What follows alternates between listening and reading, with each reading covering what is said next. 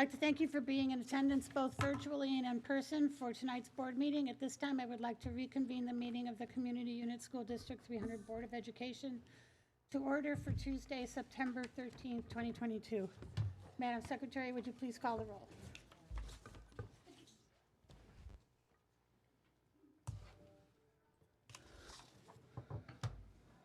Burkett, Present. Fiorentino, Present. Lamarca, present. Scarpino, Stevens, Present. Thomas, Zettler. Present. We have 5 board members present. Okay, at this time, we will do the pledge to the flag. Superintendent Harkin. Yes, I'm happy to invite our Parkview staff to the podium and their students to come in to lead us with tonight's pledge.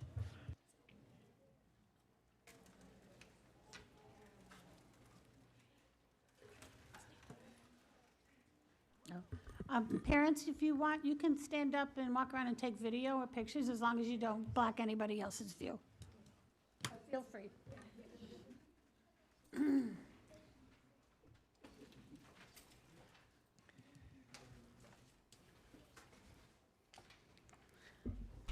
Superintendent Harkin, board and community members, and parents, thank you for having us. I am Mrs. Wright, principal of Parkview Elementary School. Tonight, our assistant principal, Michelle Labinar, will introduce our Parkview 5th grade student council before they lead in the pledge.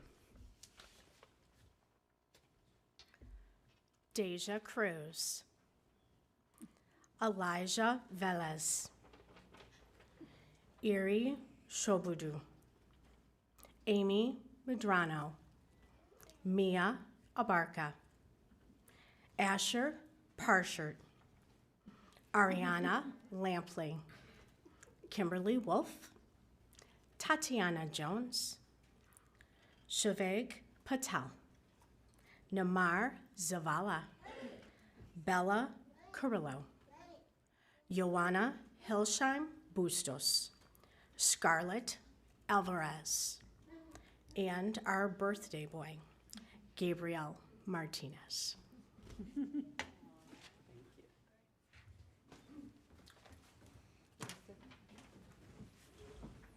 Please stand for the pledge.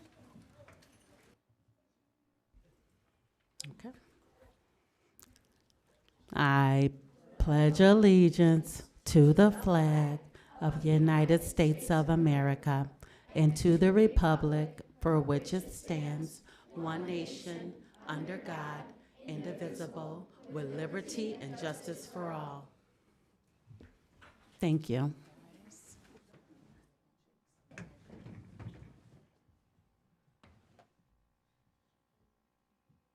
Come on up, guys.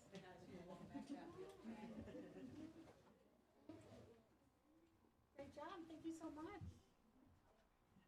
Thank you so much. Great job, guys. Great job. Thank you. I love your job. Thank you so much. Thank you so much. Great job.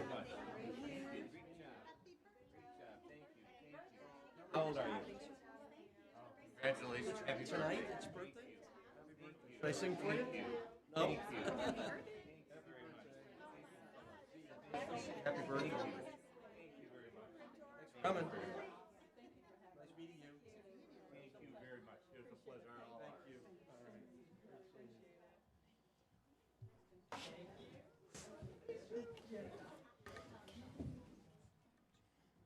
Okay, the only,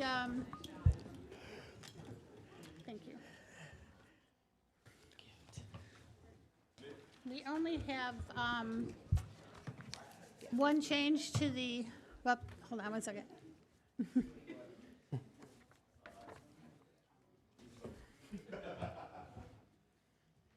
Thanks for being here, parents. We really appreciate it. Bye. Bye. Thank you. Take care. Bye. It's got to be your sister. Look at this lady there. Okay. We only have one change to the agenda for tonight. There's going to be no need for a second closed session. So with that change, can I get a motion to approve the agenda? So moved. Second. Madam Secretary, would you please take the roll? Stevens, Aye. Fiorentino, Aye. Lamarca, aye. Zettler, Aye. Burkett. Aye. Motion passes 5-0. Superintendent Harkin. Yes. Members of the Board of Education, members of the community, staff, and students, tonight we will observe a moment of silence in recognition of Jacobs High School student Riley Turley, who recently tragically lost his life in an automobile accident. At this time, I would respectfully ask all in attendance to observe a moment of silence in honor of Riley.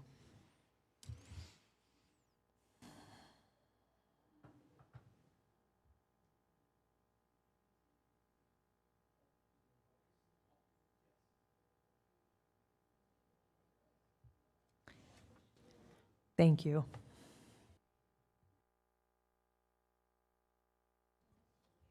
Yes, if we can put the screen down, I'm not sure which one's first. I believe it's the student recognition first, is that correct?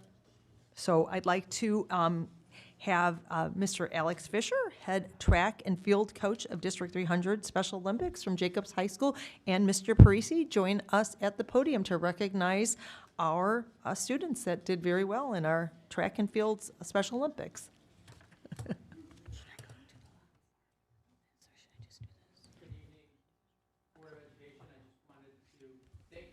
Us this opportunity to recognize Mr. Alex Fisher. He does a phenomenal job with our athletes, and to take the time to recognize some of these amazing athletes that qualified for states and did a fantastic job. With that, I'll turn it over to Mr. Fisher to speak a little bit more.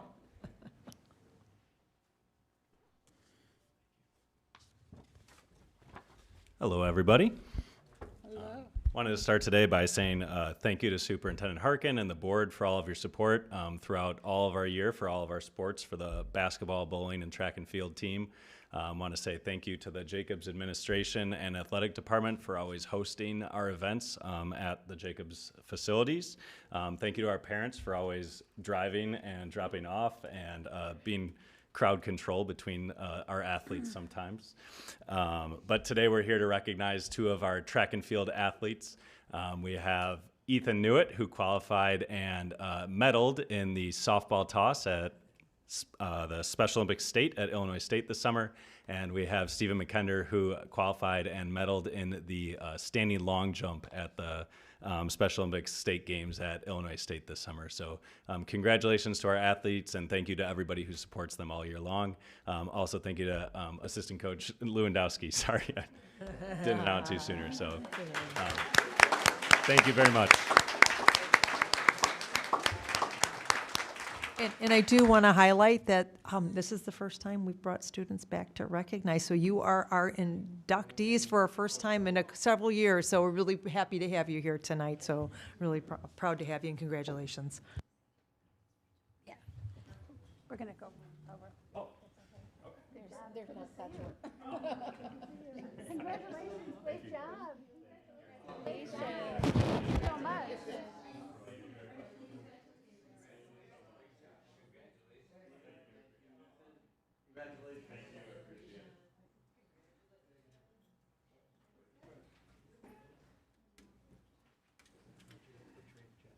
So the next item is, I'd like to recognize Jennifer Rice, who is our new, who has been with Aramark for nearly 3 decades, will be our new Director of Food Services. Much of her time was spent in the Lebanon Community School District, located just outside of Indianapolis. Indianapolis, okay.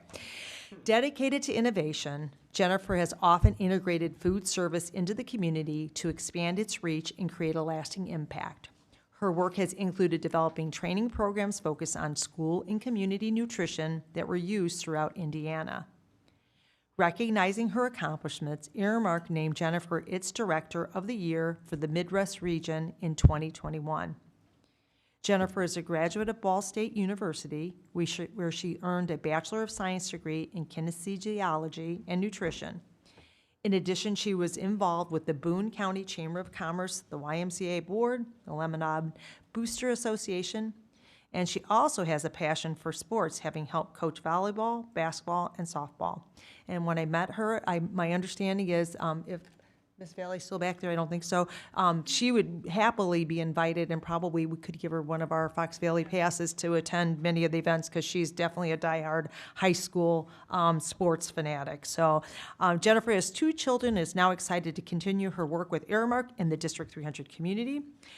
She is thrilled to I am thrilled to introduce Jennifer Rice as Aramark's new Director of Food Service. So if Jennifer, you want to come up and introduce yourself, or do you want to just say hello, and then we'll bring you forward and we'll go from there. Yeah.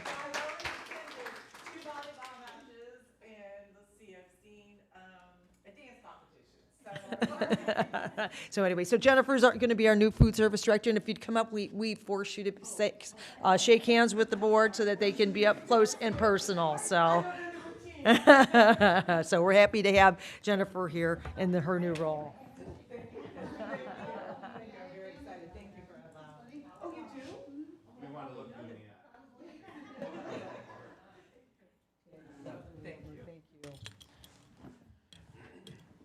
All right. Okay, And that concludes student and staff recognition. so tonight, I guess the first night, I think, this school year that we are doing good news again, right? Yes, this is the start of the, first start of the new year with good news, thanks to The wonderful thing, community. things are getting back to normal. Yes, so whoever's got number 1, go ahead and start. I have number 1. On Tuesday, August 30th, District 300 hosted a ribbon-cutting ceremony for Big Timber Elementary School, primarily serving kindergarten through 5th grade students from the villages of Hampshire and Pingree Grove.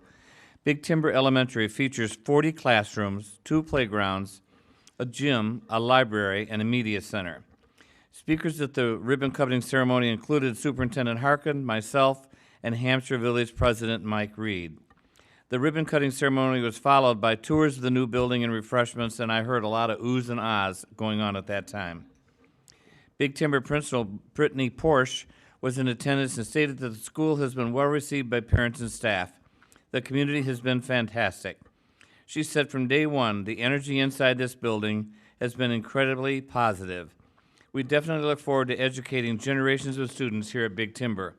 I see some big smiles coming over here. That's good. District 300 would like to thank those who participated in the ribbon-cutting ceremony, including the following individuals who will be mentioned based upon their location in the accompanying photo, left to right. Principal Brittany Porsche, Hampshire Village President Mike Reed, Board Member Steve Fiorentino, Superintendent Harkin, myself, Board Member Christine Burkett, Board Member Leslie Lamarca, Lamp Construction Manager Darren Thiebert, Executive Director of Operations Dan Opels, Brian Kerner with Dewberry Architects, and Chief Financial Officer Jennifer Porter. Thank you to all who worked so hard to make that ribbon-cutting ceremony a memorable day. It truly was. It's a beautiful school. If you haven't had the opportunity to go look at it, go look at it. It makes you want to go back to school, I swear. And the library has that new book smell to it, which is Yes. awesome, so. Okay, Perry Elementary School recognized for its work addressing sudden cardiac arrest. Perry Elementary has been designated as a Project Adam Heart Safe School. Project Adam strives to assist schools and communities across the country in establishing a plan to respond to a sudden cardiac arrest. The organization was formed in 1999 after the death of Adam Lamel, a 17-year-old high school student who collapsed and passed away while playing basketball. Perry Elementary received their Project Adam Heart Safe School designation for its successful implementation of a sudden cardiac arrest program. Perry Elementary is the second school in Illinois to receive this designation. Perry school nurse Robin Burseth credited fellow staff members for supporting Project Adam, stating, "I was initially interested in this designation because we had a medically fragile student with a heart condition. I wanted to have a team of people who would be comfortable responding to a possible emergency. This student has since transferred, but we are still happy to have our response team in place in the event of a sudden cardiac arrest." District 300 congratulates Perry Elementary on its Project Adam Heart Safe School designation. I also have number 3. Dundee Crown High School announces class of 2022 Athletic Hall of Fame inductees. Dundee Crown has announced its class of 2022 Athletic Hall of Fame inductees.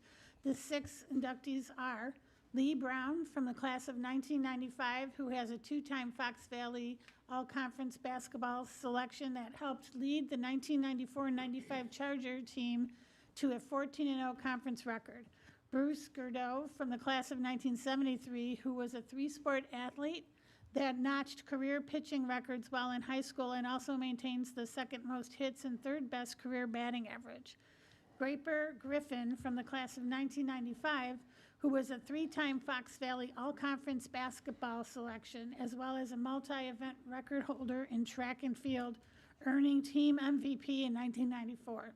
Carla Kashub from class of 1996, who led the girls' basketball team in scoring all 4 years of high school and is currently ranked 2nd for career scoring at Dundee Crown. Mike Villanueva from the class of 2010, who was named Fox Valley Conference Wrestling Champion and finished 3rd in state his junior year at 103 pounds, repeating those 2 accomplishments his senior year at 112 pounds. And the 1930 football team, which achieved a 5-0-2 record under coaches Eugene DeLacy and Howard Spain, and went unscored on an entire season, ultimately winning a co-championship title in the Little Severn Conference with Naperville. The Athletic Hall of Fame inductees will be recognized Friday, October 14th at Dundee Crown varsity football game. A banquet will take place the following day. District 300 congratulates the class of 2022 Athletic Hall of Fame inductees from Dundee Crown High School. Jacobs High School has announced its class of 2022 Athletic Hall of Fame inductees. The 5 inductees are Coach Jim Hinkle, who is the only Fox Valley coach in history to have won conference titles at 3 different schools, Irving Crown, Dundee Crown, and Jacobs. Dr. Michael Kogan, who has served as the Jacobs team physician for nearly 30 years. Sue Coolajay, from the class of 1990, who was named top female athlete her senior year at Jacobs and received the U.S. Marine Corps Distinguished Athlete Award for courage, poise, self-confidence, and leadership as a high school student. Conrad Krutwig, from the class of 2009. That's not correct. 2016, I believe. Who was a 4-year varsity starter for the Jacobs basketball program, which celebrated a regional championship in 2008 while Conrad was on the team. And lastly, but not least, Lauren Van Vlierbergen from the class of 2015, who was a 3-sport athlete that was named the Wendy's High School Female Athlete of the Year in 2014.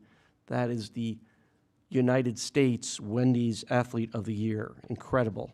And graduated from high school as the salutatorian. The Athletic Hall of Fame induction ceremony took place September 2nd, which was followed by recognition during halftime of the varsity football game.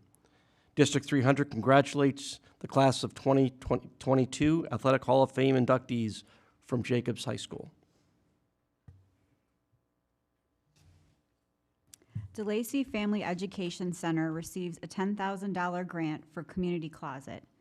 DeLacy Family Education Center has received a $10,000 Arise grant to help develop a community closet. Funds from the Arise grant will cover shelving for the community closet, as well as 100 PPE kits, 100 feminine hygiene kits, 100 youth hygiene kits, and 100 winter care kits. Funds will also go towards food items for a small community closet pantry. The Arise funding comes from the nonprofit organization We in the World in partnership with the Illinois Department of Public Health. Although an opening date for the community closet has yet to be determined, it will serve low-income families in the district that are referred by school family liaisons, and more specifically, families and students identified as McKinney-Vento.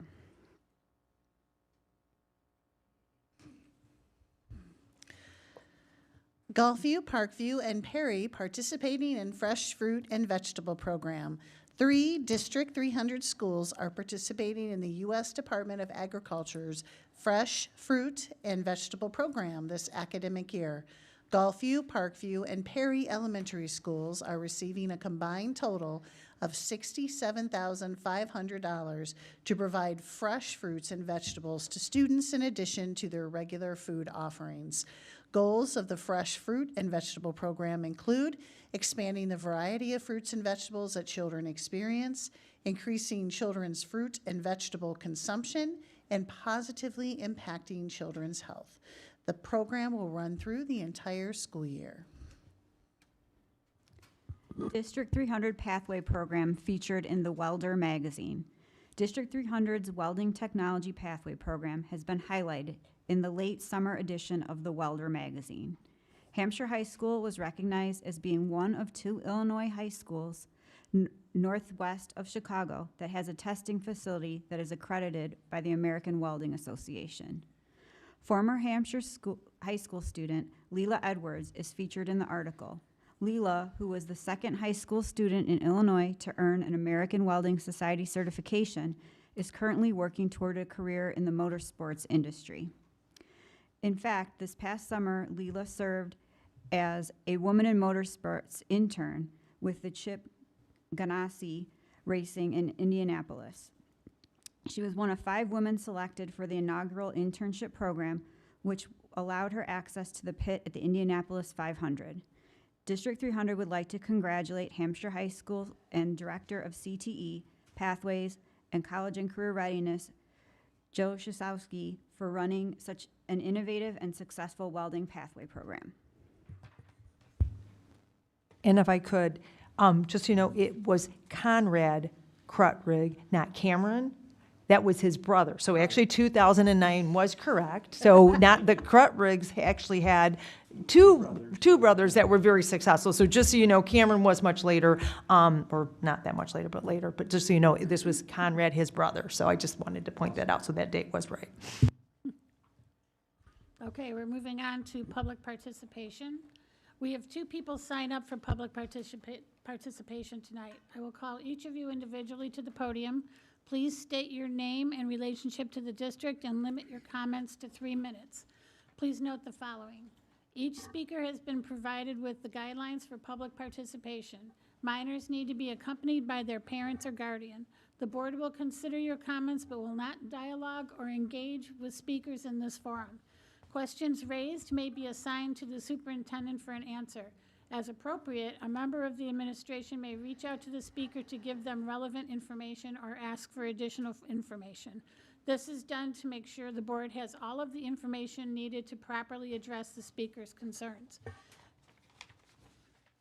Charges, complaints, or challenges against staff members of the district will not be heard in open meetings and should be made in writing to the board and superintendent. We also ask that speakers refrain from personally attacking district staff or members of the board. Pursuant to board policy, this evening's participants must limit their comments to 3 minutes. We ask each participant to be respectful to all individuals who have signed up to speak and adhere to the allotted time limit. We also ask that speakers conduct themselves in a civil and courteous manner and refrain from trying to engage members of the board in dialogue during public participation. Failure to abide by board time rules or those found out of order by the board may lead to exclusion from the meeting to be fair to all participants. Thank you for your understanding and your cooperation. Our first speaker this evening is Tyson Schrock.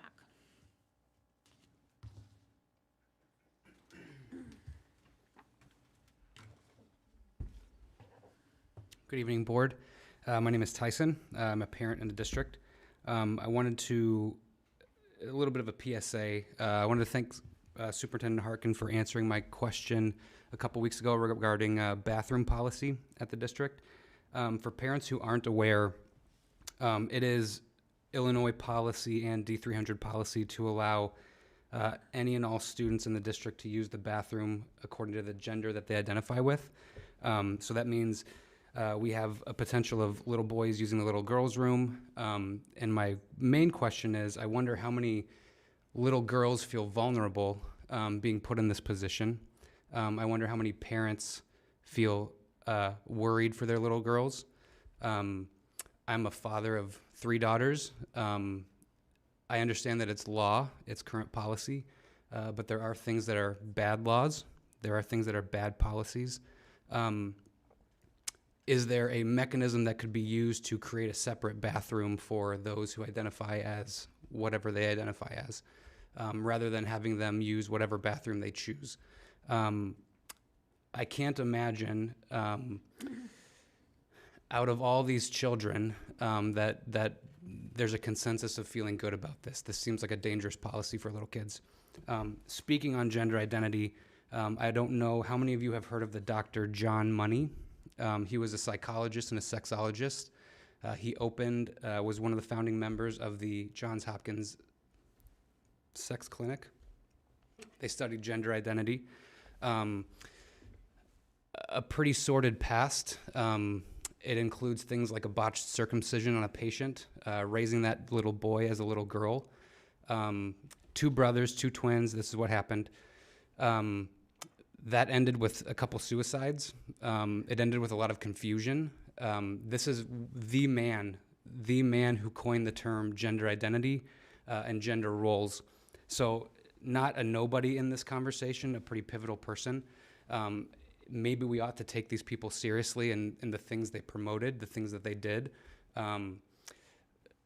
It's pretty grisly stuff. I would encourage you to look up John Money, Dr. John Money. Very fascinating research. And on the topic of inclusivity, if we are allowing children to use the bathroom of their choice, I don't know how many students are in District 300. Does anyone know that off the top of their head? 20,000 plus. 20,000 plus? I would imagine that in 20,000 students, at least one of them may be a furry. I don't know if you know what a furry is. It's a person who identifies as an animal. If I identify as a cat self. How bigoted are we for not including litter boxes in our bathrooms? There's got to be a furry out there somewhere. Ought we not accommodate them as well?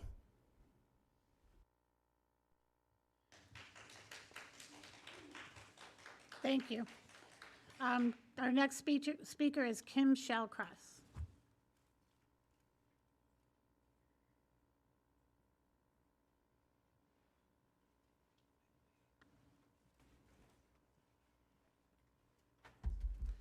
Good evening.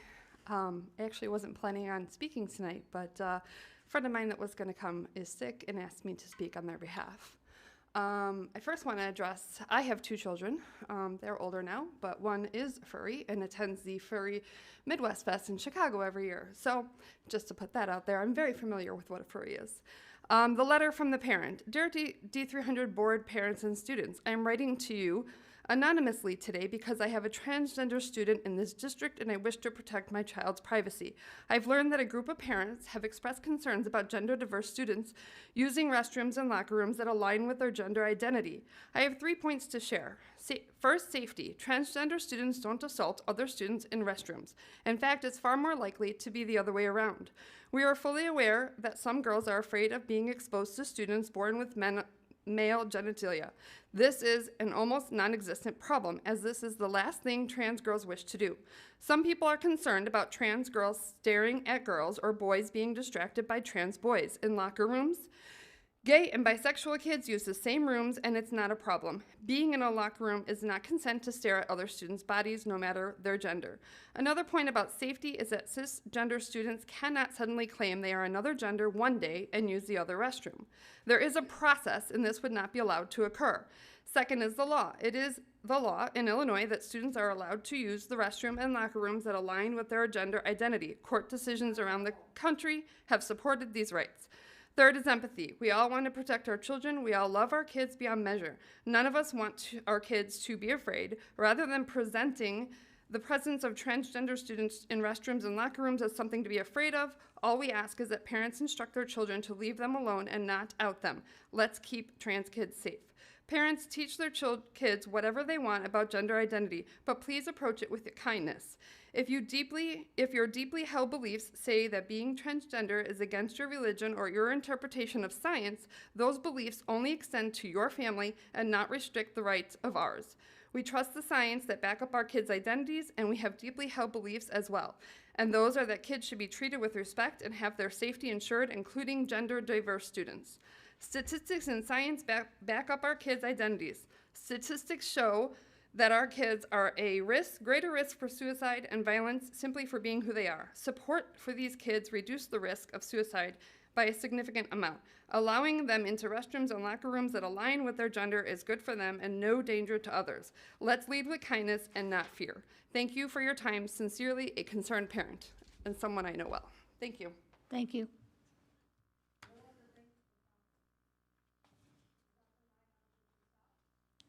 Ma'am, please. Okay, superintendent's, ma'am, one more time, I'm gonna have you removed. Superintendent's report, Superintendent Harkin? Yes, I'd like to have Ms. Just I'm speaking as one board member. I'm not speaking on behalf of the board. I'm speaking as myself, one board member. I hope, and I'm not saying that our two speakers tonight weren't respectful. You certainly were, and I appreciate that. But I hope that some others who have spoken to this board previously who are not here tonight are listening. And I would just like to say that we need to be very careful what we say. We are hurting children with some of the comments that are made. Maybe not your child, but someone else's child is being hurt by this. The children that are using the bathroom of their choice, it is not an easy thing for them either. I don't claim to understand it, but I certainly am trying to learn, and I don't believe that this is any kind of a overt action to try to get a peek at somebody else. I don't believe that. And I don't think that there's any reason to be afraid. I think that I am more afraid of some of the parents, and again, I'm not speaking to the two who spoke tonight, but I'm very afraid of some of the parents who get so riled up and start bullying everybody and yelling and screaming and sometimes sing. I don't understand why they do that. We can't change the law. We didn't make the law. We're enforcing the law as we see it, and that's all we're doing. And whether the law is right or wrong is not ours to say, and I wish that you all would become more politically active in getting laws changed if that's what you want. That would be an appropriate place. The school board is not.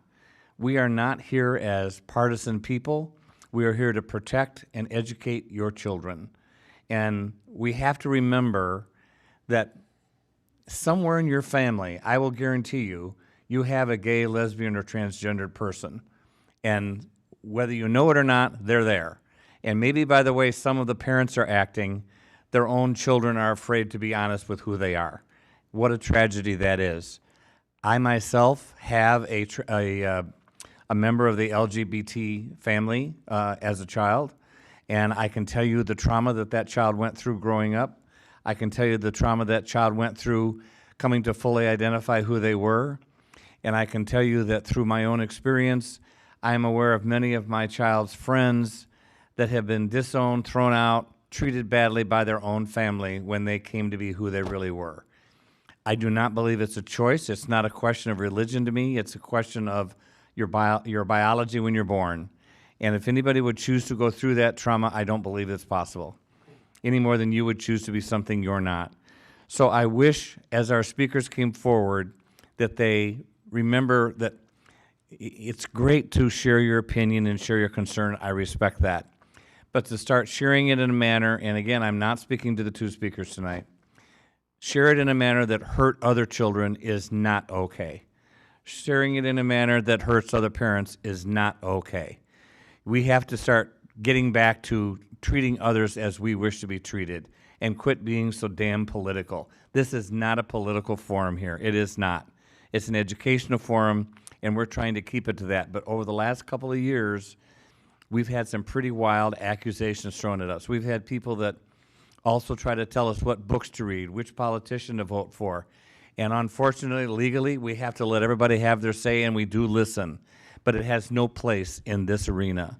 And I wish people would begin to understand that. Thank you. Superintendent Harkin.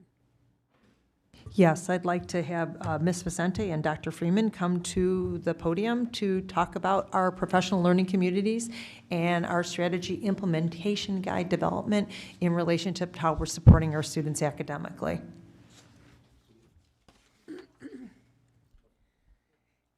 Good evening, Superintendent Harkin and board members. Dr. Freeman and I are here this evening to provide you an overview, as Mrs. Harkin said, regarding our work in professional learning communities and strategy implementation guide. So D300 has embraced the professional learning communities, or PLC model, for multiple reasons. Research supports that schools must create the structures and cultures that foster collective efficacy in our teachers, as this is strongly correlated with student achievement. It's one of the highest rated strategies that we can utilize to have an impact on our students' learning and performance.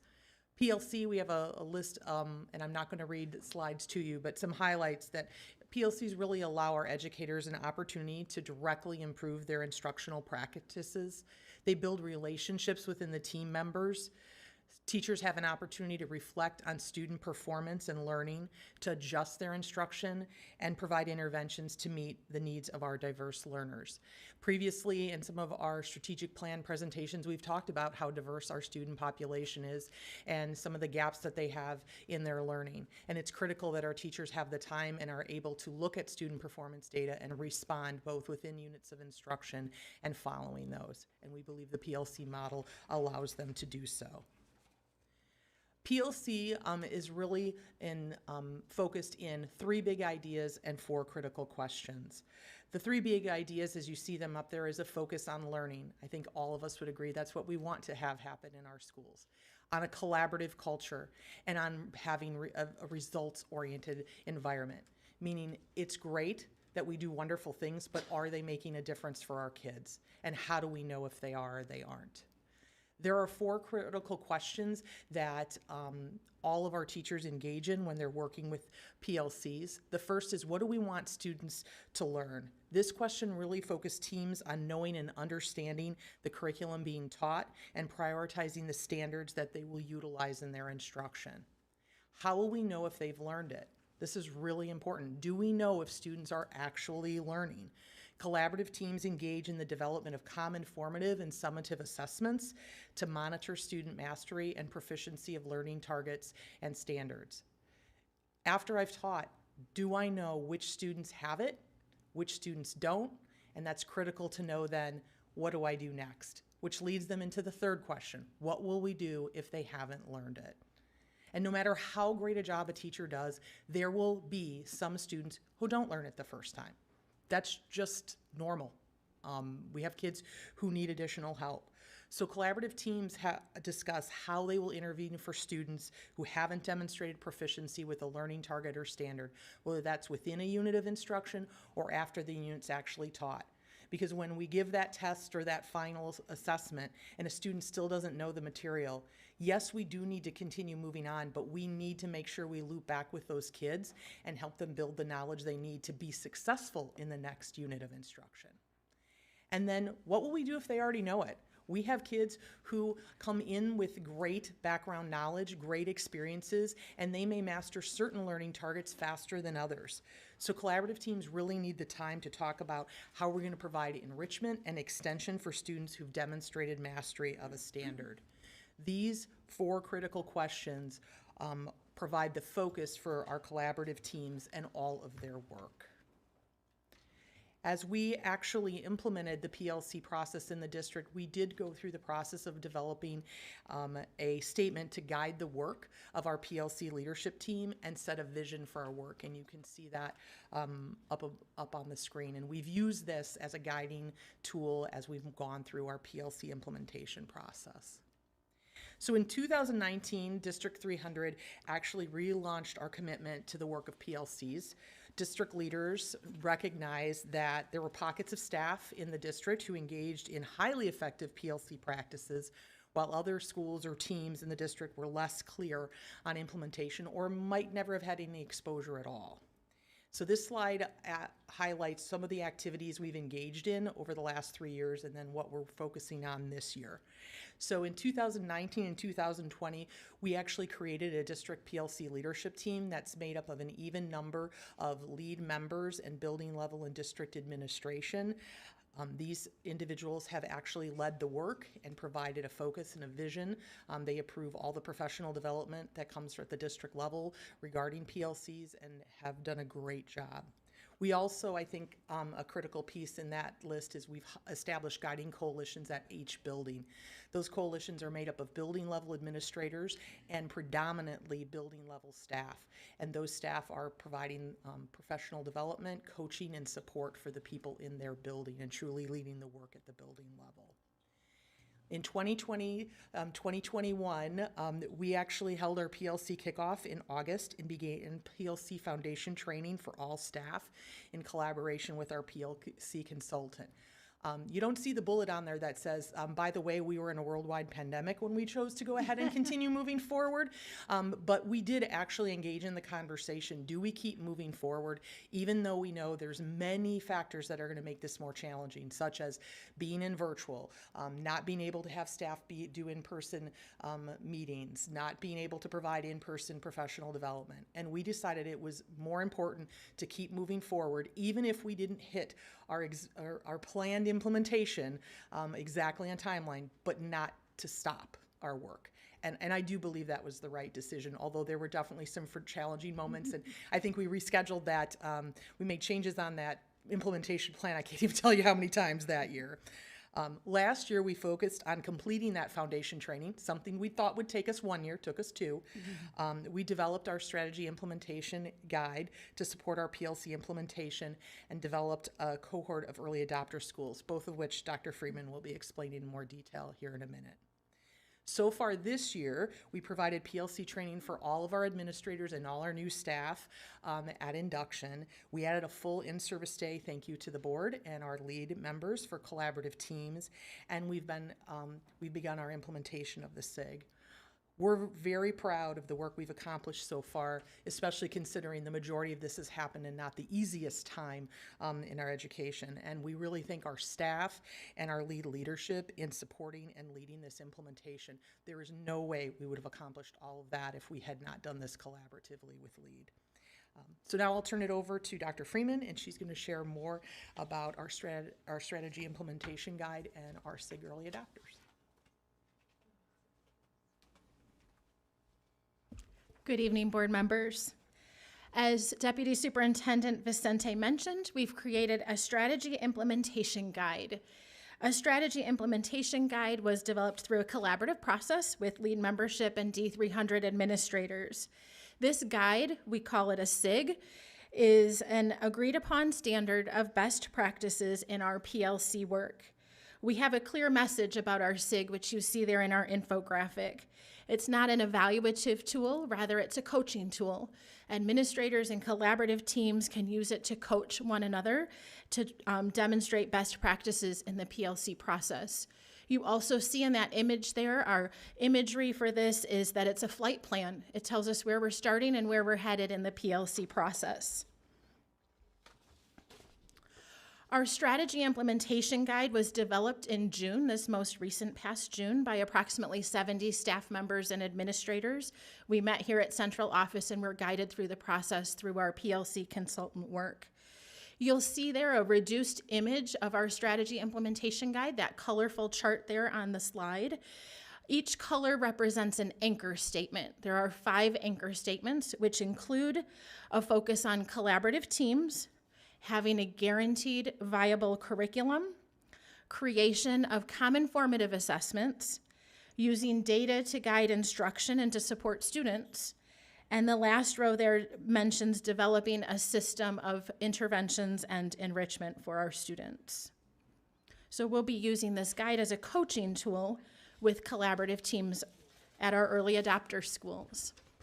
So this year, we are pleased to be field testing this instrument, the Strategy Implementation Guide, with 6 early adopter schools.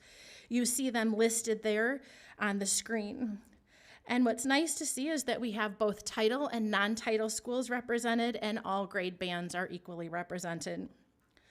Early adopters will be the first to use the Strategy Implementation Guide. They'll get coaching and support from both their building leaders and from our PLC consultant. In turn, the SIG early adopters will be giving us feedback as they complete quarterly surveys to tell us how the instrument is being used in the field. We'll use that information and feedback to further refine the strategy implementation guide so that when we take it full scale across the district, it's the most refined version that we can produce.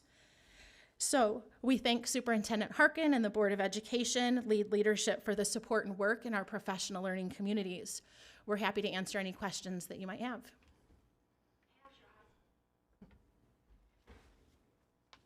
How have the late starts been working out?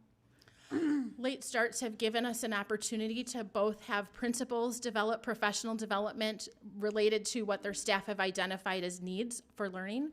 And we also have some time dedicated for professional learning communities, so our staff across the district can continue to grow in this area. It's a journey. I've been in PLC work for more than a decade, and I'm still learning about it myself. Sure. Thank you. Other questions? All right, thank you. Thank you. And that ends the superintendent's report. Okay, item 11, items for discussion. I'll read each item individually to allow for any discussion. As a note to those in attendance, both virtually and in person, some of these items have already been vetted through either the Finance Committee or the Construction Facilities Oversight Committee, CFOC, which is why there may not be a need for new discussion. 11.1, board meeting minutes for August 23rd, 2022. 11.2, disposal report. 11.3, donation report. 11.4, treasurer's report. 11.5, salt and ice melt bid. 11.6, autism support program agreement. 11.7, roofing consulting services contract renewal. 11.8, prom venue contract. 11.9, compensation compliance reporting.